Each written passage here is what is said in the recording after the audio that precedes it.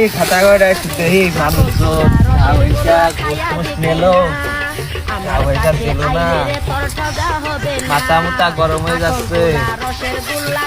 তো টাকা পয়সা কি আনবো?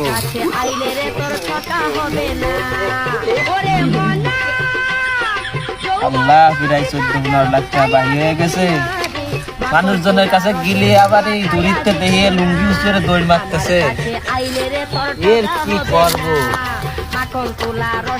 আমার মতো সুখী বলা है ना, এত বলা কষাই না, বলা কষাই ঢালা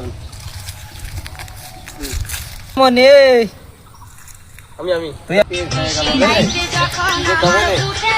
চাচা আমি প্লিজ আমাকে ক্ষমা করে দাও, আমি তো প্লিজ আমাকে ক্ষমা করে দাও। দিকে আয়, মনের দিকে আয়। এই তোর নাম রফিক না? হ্যাঁ চাচা, আমার নাম রফিকই তো। তা তুই যে এই যে 4-5 মাস হয়ে গেছে গোশ নিয়ে খাইছিস, টাকা দেওয়ার নামে খোঁজ হয় না? চাচা কি যে বর্তমানে টাকা পয়সা সংসারাদির বিশাল ঝামেলা, টাকা পয়সা নেই। তোর মন্দির কয় গিরা খাইছিস তো আইকে বাথরুমে চলে টাকা দেওয়ার নামে খোঁজ আসছে না? চাচা বউটা দিন রাত্রেবেলা ধরে ঠাস মানে ঠাসতেছে, বউর একটা শাড়ি কিনা দিতে পারতেছি না, এই টাকা পয়সা দুদিন দেরি আছে চাচা। তুই গে জ্বালায় তো দেখতেছি টাকা নিতে গেলি আবার মন্দির কয় গিরা কি করবো আমি তাই ক?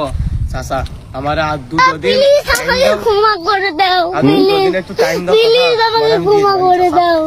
মনে থাকে জানো, দাঁড়া আমি লিখে রাখতেছি 2 দিন কিন্তু চাচা, দুটো দিন না চাচা, একটা মাস, একটা মাস। না, এই তোর 1 মাস না ভাই, মন্দির কয় গিরা আমি বুঝছিস ওইটা টাকা দিতে হবে না, ওইটা বস নিতে আসিস ফিরে ও চাচা, আমি একটা ভাই